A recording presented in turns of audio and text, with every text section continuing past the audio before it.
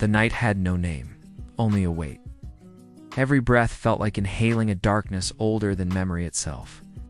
The wind whipped through the jagged cliffs of the Judean wilderness, sharp enough to slice skin if you weren't careful. Somewhere below, the river murmured secrets that no human had dared decipher. And he walked there alone, sandals pressed into stone, heart thrumming like a war drum. His name had been forgotten by most, yet in the chambers of heaven, it echoed with a resonance that could bend the air itself. He had been summoned not by prayer, but by a summons older than humanity, one that burned like a brand on his soul. The sky cracked, lightning revealing the jagged silhouettes of distant mountains.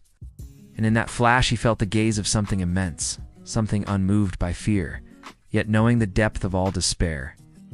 He knew in the marrow of his bones that he carried a warning, one so perilous it could fracture kingdoms, unravel faith, and scorch the hearts of men who dared ignore it. The path had been long, strewn with rocks and shadows, but the weight he carried was heavier still.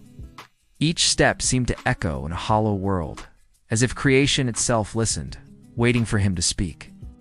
The message was not his, yet it had chosen him. In the solitude of the night he remembered the first encounter, the moment the heavens pressed against his chest so violently that he could not speak. The voice had come without words, a vibration that coursed through every nerve, leaving an imprint of dread and revelation simultaneously. "Go," it had said, though no lips moved. "Speak what must be spoken." The hour approaches. He had fallen to his knees, trembling, knowing that refusal was impossible. The village he approached lay cloaked in silence, every hut shuttered, every lamp extinguished. Yet even in that darkness, he saw the flicker of human frailty, doors left ajar, smoke from hidden hearths, the faint scent of bread and fear. He understood then that what he carried was not merely a message, but a crucible. Whoever heard it would be forced to reckon with the unseen currents shaping their lives, currents they had ignored in favor of comfort.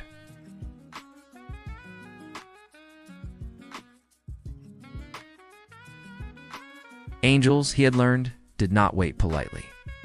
They arrived with urgency that could split mountains, with fire that did not consume but purified. He reached the first hut and hesitated, the words of warning coiling in his throat like serpents.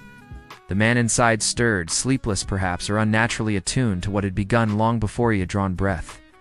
The messenger spoke, voice low, deliberate, vibrating with authority he did not fully comprehend.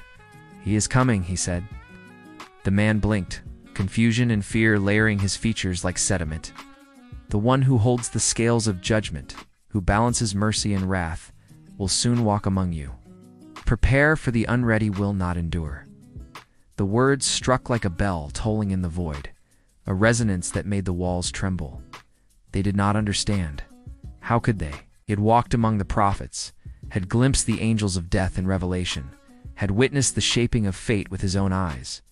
To deliver the message was to invite panic, suspicion, even hatred.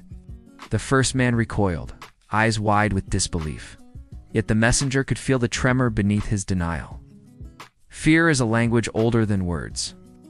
He moved on, each step heavier than the last, each heartbeat a drum marking the inevitability of what was coming. Behind him, shadows lengthened unnaturally, as if creation itself sensed the disclosure he bore. By dawn, the village began to stir, and the messenger had reached the place where the elders gathered, ancient men whose bones carried the history of generations. They had seen plagues, invasions, and famine, yet they recoiled now at his presence. Their eyes, sharp with the clarity of age, saw something in him they could not name. He spoke again, louder, urgency threading each syllable. "The covenant is fraying, the unseen is moving. Those who remain blind will fall first, and the earth will remember their arrogance." The air shifted.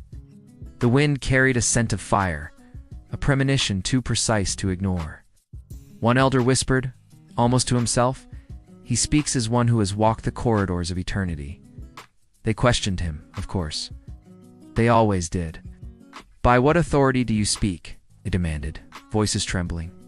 He could not answer as they expected. Authority had no name, power had no signature. It was the weight of witnessing, the unbearable clarity of seeing what others could not. He pressed onward. "I speak because it has been shown to me," he said. "The veil thins, and soon the darkness will not hide. Those who are unprepared will be undone.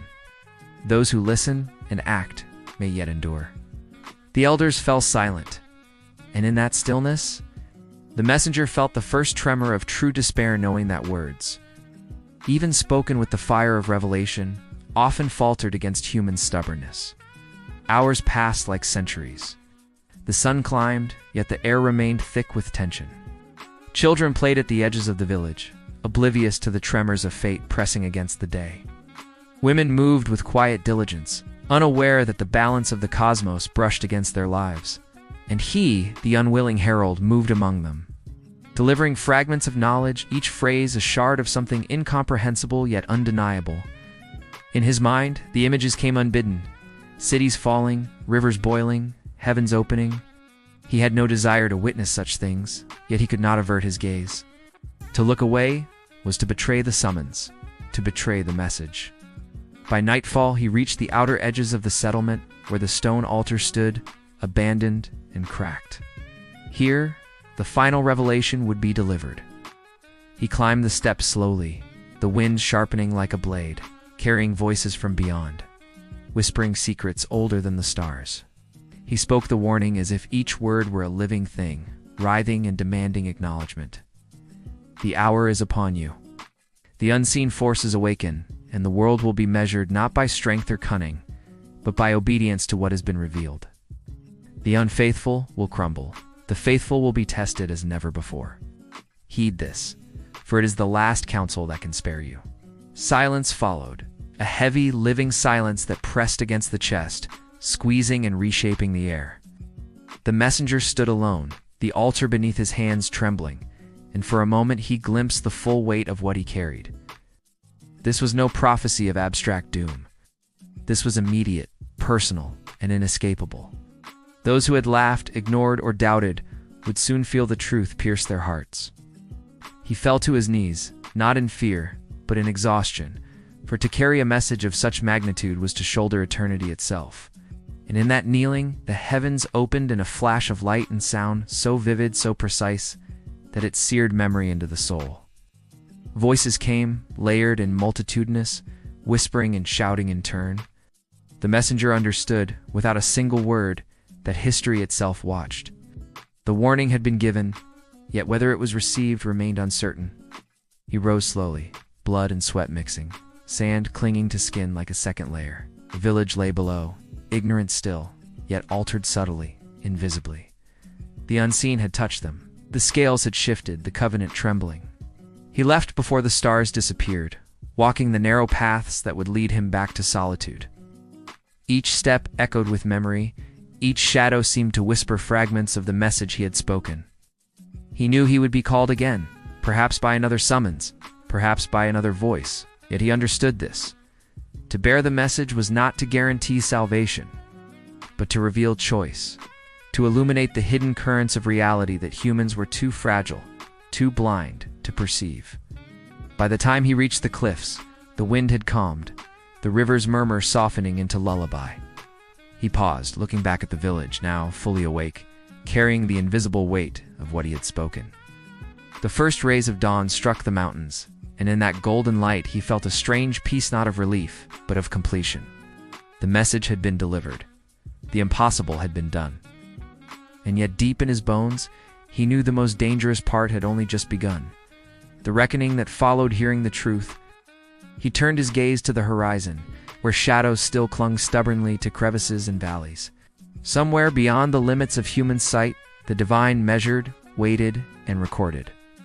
And the messenger, exhausted but resolute, continued walking, carrying nothing but the memory of the summons, the weight of the warning, and the unshakable knowledge that some truths were too immense to ever fully bear, but too vital to ignore.